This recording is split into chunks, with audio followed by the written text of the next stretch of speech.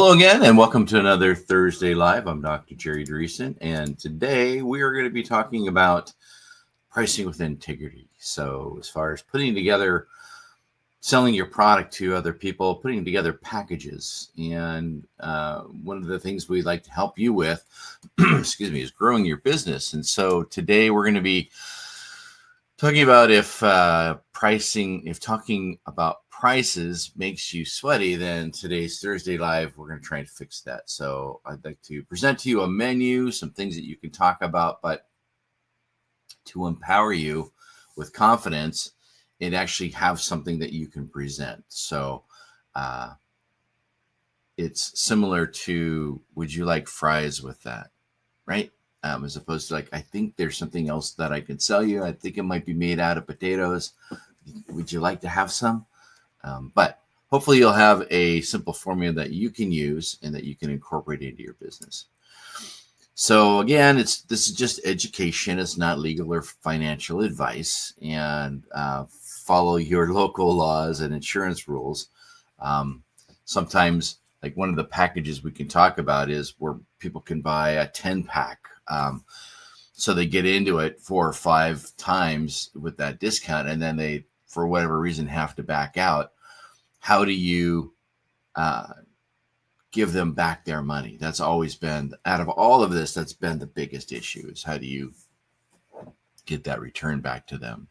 So with that, let's jump into our start out with the do's and don'ts. So remember to disclose your total costs, put policies in writing and use neutral language. Don't make medical claims, bundle non-compliant freebies to juice the value, or do today only pressure on people. And then also some clarity, consent, and consistency. So with clarity, plain names beat clever tiers. So as far as the trial, care plan, and maintain or maintenance, those are pretty basic. People understand that, but also list what's included and excluded, and then the total cost. No math games. Those of you who do this know that there are some people saying, well, can I take this and then pay for that? And that's why restaurants have menus. But some people like to substitute, right? So do you have that in your policy? Example, care plan includes 8 visits, 1 midpoint reassessment, and an aftercare sheet. It excludes imaging and outside consults. So, we hear that a lot in our profession too, as far as what we're getting. And I'm sure some of you have been to healthcare providers that don't tell you anything. You just show up, and then at the very end, then you're given the bill. And it's like, what's all of this? So, you know how annoying that can be. And so we are trying to help you not be that way. So some consent. You can offer 2 to 3 options, but make that be the maximum. And again, let silence do the work. A lot of times there's quietness because people are thinking. It's like, what am I doing next Tuesday? What am I doing Thursday? Okay, for this month, am I able to do that? So all of that's going on in their head.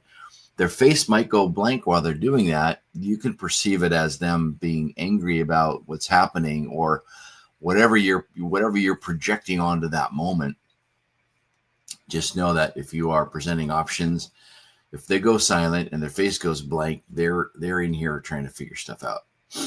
And then policies live in writing. So everyone on your team should use the same words. It could be, well, I don't understand because I was working with so-and-so and they told me this. And it's like, it's the same thing, but how they said it, they perceived it as being different. So make sure you are educating your staff and workers, if you have them, to all use the same language. So another one is to keep a 1-page policy sheet at the checkout and in your barn kit, so they can see that. And it pretty much lays out the law of the land as far as your land and your law to run your business. Make sure you have congruence, and prices should match your list. As far as visit length, your expertise and true costs. And if it feels misaligned, your clients are going to feel it too. Sometimes along the way, it's time to raise all your fees 10% because your expenses are all going up 10%. Well, that needs to be reflected. If you have the opportunity to print out a fresh sheet versus drawing a line through it, or Sharpie it in black and hand drawing what the new price is, again, that may be something you have to do at the moment. But if you can, upgrade everything along with your numbers and everything. So anything you print out, make sure you have in a specific folder on your laptop or on your computer so you have easy access to it versus trying to just find the file. Some common pitfalls, again, hidden add-on fees, surprise charting charges, complicated per coil pricing. So remember to keep it bundled and simple. The person is expecting to have X for X, and if you're putting in Y for X or keeping X and charging Y, then that's where the confusion is. Know your numbers. Then do the math out loud as far as, walking through what this should be all about. So you've got fixed. And again, we have that in the real world. There's rent, there's insurance, software, utilities, admin, marketing. Those are all fixed prices, and we all have those in our businesses. So for you with machines, what goes into what do you pay per month to run your business? And so those are your costs. And again, travel, doing laundry, there's your outfit if you're wearing one. So, there's your logo, there's your shirt, there's your, all of that stuff, your consumables, again, credit card fees, and if you have a helper with you too. And then what are the available billable hours? So what is it, the hours that you can realistically treat? Is it, you're running your own business and then you're running this, or this is your business and you have, Monday through Sunday and you have 8 hours each day? Or is it 4 hours only on Thursday and 4 hours only on Tuesday? So again, take your full hours that you can work. If you had a booked week, what would that be like? Or a booked month? And make sure that you use the true numbers with that. Because when you put it into the formula, then you'll know what your margins are. So what your break-even rate is. So your monthly fixed divided by your hours, and what the average is per session. So once you have that nailed down, when you turn that machine on and you're using it, you know what you're making per minute or what you're making per hour on it. And if you know your expenses, then you know how many sessions you need to have per month in order to break even. And above that is your profit. So that's the option here. And also, as far as a margin, add a sustainability margin, which is typically 15 to 30%. But as you're going into this, of course, you're going to have taxes, whether you're filing as an LLC or sole proprietor. And again, making sure that all of that's taken care of too. So for example, in a clinic, let's just say that there's a monthly fixed of $4,000. The available hours are 25 hours a week. So if you take a year of days and divide it by 365 and divided by 52 for weeks, then it's actually 4.3 hours per month, is those of you that recognize that number. So that is 25 hours a week, 4.3 weeks per month. So that gives you 107.5 hours. And if you are working at 65%, and you get approximately 70 booked hours, and your variable session is around $8, and your break-even hour is $4,000. So once you do the math and you figure in what your costs are and your variables, then roughly, and then you add your margin on that. So your floor is roughly $81 to $85 per 60 minutes. and that factors in all of the math. So you can create a really nice spreadsheet that lays that all out too. As far as mobile, same thing, but now you got your travel in there. So and your hours of traveling can take away from that, or you add that to it. So and you got your fuel and you've got your helper. So if you add $12 in on a session for that, so now your break even hour and your amount's going to be a little different in with your margins. So your floor lands around $120, $125 per 60 minutes, but you need to have that in order to pay for all of these pieces of your business. And so if your actual session is 30 minutes, then set a minimum that reflects that setup and cleanup. So getting there, setting up, doing your 30 minutes, doing your final, and packing up and leaving. So that is factored into the beginning of that too. And then also if you need to recalculate that, then go about that as well. As far as a trial path, so again, you got your structure. Let's say it's 3 to 4 sessions, 10 to 14 days. The purpose, again, there's a tolerance check and early trajectory and not a cure promise. And you are, you're making sure that they can handle PEMF and what they're going to get when they come out of it. Again, pick one function and one symptom that you can track in a 30-second period of time, so you're not spending minutes. If you're measuring an area, or if you're taking a picture of a bruise, or just a quick video of an animal walking, those kinds of things. And then also if there's a mini intake that you have, if there's an aftercare card, progress check at last visit. So if you're carrying a file with each of the people or animals and what you're doing, the more that you can minimize long handwritten versus check boxes, those are things that you can do to shorten that time. And then your positioning line. So again, this is a low commitment way to see how your body responds.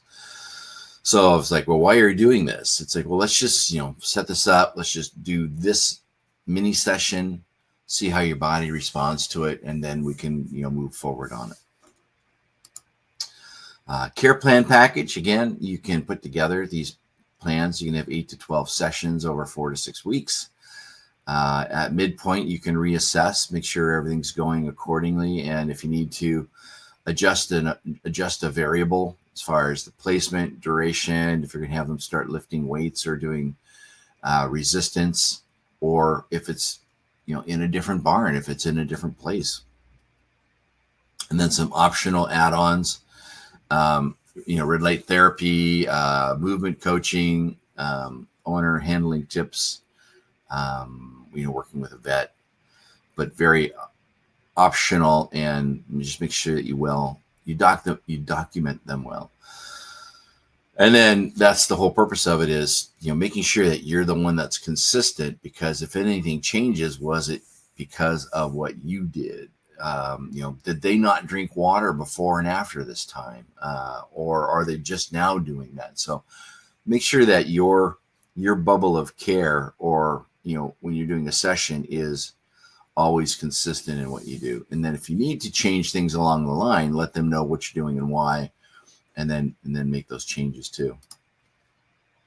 As far as a maintenance program, 1 to 2 times a month with an optional rollover. So, if they're on vacation or they have to leave, you can revisit that.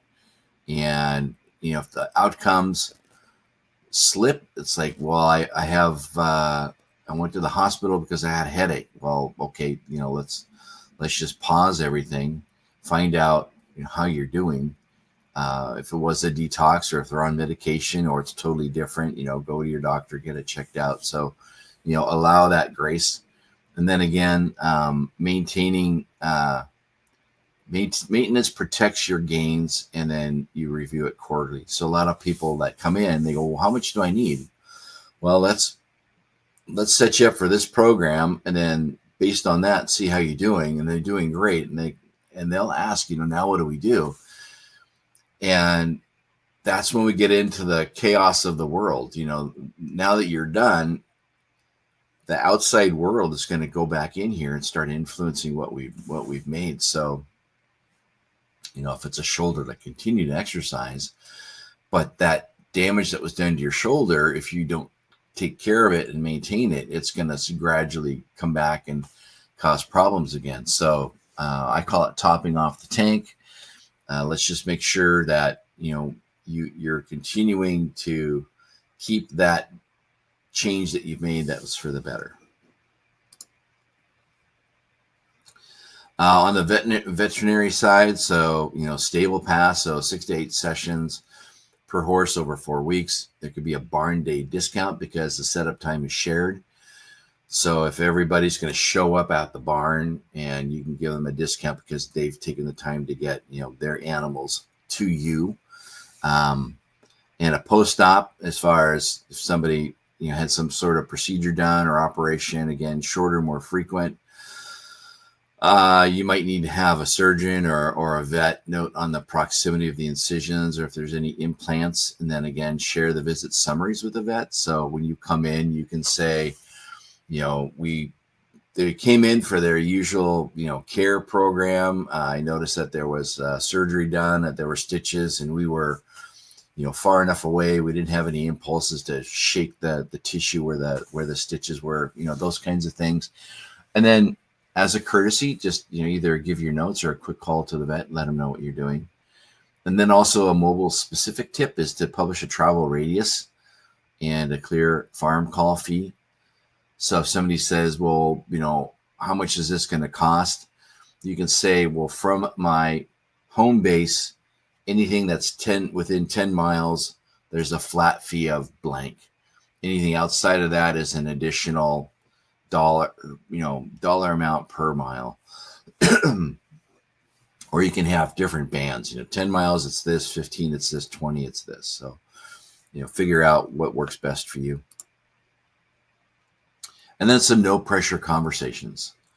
So we have, based on your goal today, based on your goal and today's response, I recommend a short trial, because these people in animals, they don't know what to expect. And if you're coming from a point of knowledge, they're going to go with what you say because they want the best for, themselves or their animals or the people that are coming in here.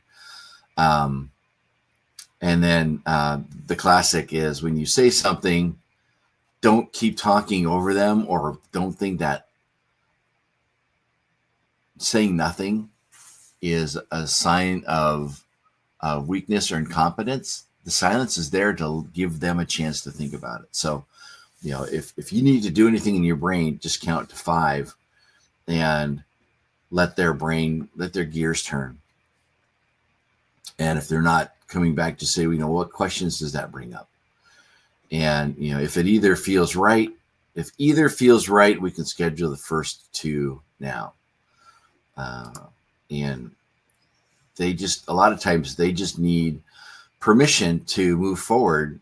And a lot of people are afraid to make decisions for themselves, but they'll be more than happy to follow somebody else's advice on their care. So if they're totally resistant against it, you can say, that's totally fair. Want to begin with the trial session and then decide at visit 3 what you want to do. Or, I don't discount the service, but I can space payments across the plan, or suggest our community days. So if they're saying, well, can I get a discount on that? To them, it's, I can't pay this amount today. So your care is always the price. If that price needs to be broken up over time, then that's basically what they're asking. It's like, well, I can only afford X amount now, but I can pay that amount over time. So that way I can get the services.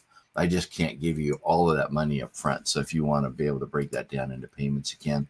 But again, you got to track that. So you need a place on your card for that. And then if they push for the cheapest thing, again, you can say the trial program is the lowest commitment way to learn how you respond, and includes a progress check so you can decide the next steps. So in other words, it is the cheapest. And I always think about going to, fast food restaurant, and you buy fries, and the person says, well, can I get those fries cheaper? this is the small packet. This is the the starter pack. Um, uh, I mean, to infinitum. It's like, well, you can buy one fry. It's 5 cents. Well, that's just what the package is divided by 20. Or, you understand what I'm saying? Don't drop your price because you're afraid of not making the sale, because as we say in the biz, you're going to be racing to the bottom of your competition, and all that does is destroys your business. If you think that you need to be the cheapest one out there, and you come in and you see what everybody else is charging and you charge below that, this math is going to show you that you're not going to be a viable business. At some point, you're going to have to raise your prices, and then you're going to have to explain to your clients that you've taken from other providers why you're raising your fees back up to the same price everybody else is charging, because you just can't. You're not going to be able to do it, especially if you've got repairs down the road coming up. If you have not set aside money for maintaining your devices, or if you have to get a new attachment, something happens to the one you've got. So those are things you need to prepare for too. It's your rainy day fund. If there's a late cancel, no show, and then make sure that you say, please give 24 hours notice to avoid a late fee. Missed barn appointments without notice are charged from the farm call. So you can imagine, some of you have probably had this happen where you are driving and then you're halfway there and you get a call and they go, "Oh my God, I'm so sorry. I forgot to tell you that we're not even there today." If you have that in advance and they say that, it's the same thing as massage therapy. A massage therapist cannot fill their 1 hour massage if somebody doesn't show. If they were given 24 hours, then they could call through their list and get somebody in there to fill that up. So give them the ability to contact you and know that you're committed to coming out to see them. Refunds and transfers. And so you can have unused package visits are refundable at the single visit rate for sessions already used, less processing fees. So packages may be transferred to a household member or horse once. So those are some things if you want to do that. If you just want to say, fine, here's the leftover money. It just depends on how much into this business you are. And if you're doing a 10 visits and 10 visits, let's do math. 10 visits for $100, and they got through, but your prices are usually $20, so they can get half off if they buy 10. Don't do that. But now they want a refund, and you've gone through half of it. And in their world, it's like, okay, I should get $50 back. And it's like, no, there were 5 visits left at $20, which is $100. So there is no refund because you were going to buy the whole package. And since you backed out of that, then it retrogrades to each visit was at the normal price because the package was for all of them. So basically, that agreement means that that person doesn't get any refund because everything gets priced out at the amount of your full price. So hopefully that makes sense. I don't think that you should do something like that because the person you're talking to is going to be all confused. So offer packets at your own risk. That's my advice. As far as expiration, just remember trials expire in 30 days, care plans in 90 days. We allow one pause up to 21 days, less travel. Discount ethics, we don't do steep discounts. We offer community days, barn day values, and sometimes added extras. So, point them towards a day where you have just for that one special time, you have like a client appreciation day kind of thing. Again, some people, if you take health savings accounts, if you're set up for that, but check your plan's eligibility. And then it's not up to you to determine what their math is. A legal note, policies are for services rendered, results vary and aren't guaranteed. That's a good thing to have. And again, here's a little map you can take for, again, trial is X amount of dollars. It lays it out what the goals are and then what it includes. So there's the trial version, there's the care plan where you're setting up so many visits, and then the maintenance, and then a rollover. So if you have something like that set up on a menu, they can pick that. And again, have that in 1 minute. I recommend that you start small with a trial to learn your response. And if it helps, we can step into a care plan to build change. And then on to maintenance for 1 to 2 times a month to keep the results. Wow, excuse me. So again, make sure your staff uses the same lines that you put the menu next to the point of sale. So again, know your costs, offer clear choices, and protect trust with written policies. And that's in a nutshell how you can go about pricing with integrity, but also know what that means as far as how do you price things. Well, know what it costs you to go out and what you're charging and how much money you need to make in order to, create a business that's going to make money for you. So thanks for your time today. I'm going to hop on out. But remember, if you're interested in becoming a member and find out more what we have to offer, we can jump over to PEMFprofessionals.com. If you have any questions or tips, drop us a line. Also, be on the lookout for what we've got coming up in October with our PEMF Con. We're getting lining up all our speakers and everything. We'll have more about that. If you like today's video, again, you can like and share.